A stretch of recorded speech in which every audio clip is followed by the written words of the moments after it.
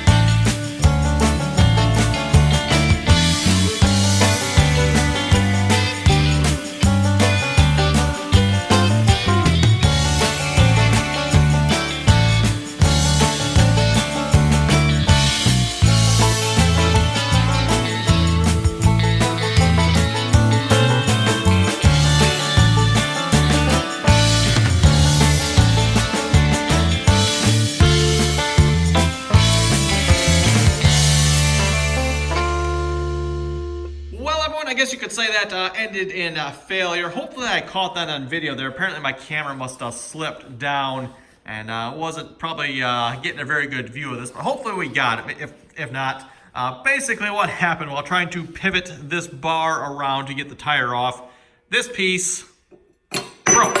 So yeah, needless to say, that's definitely not good.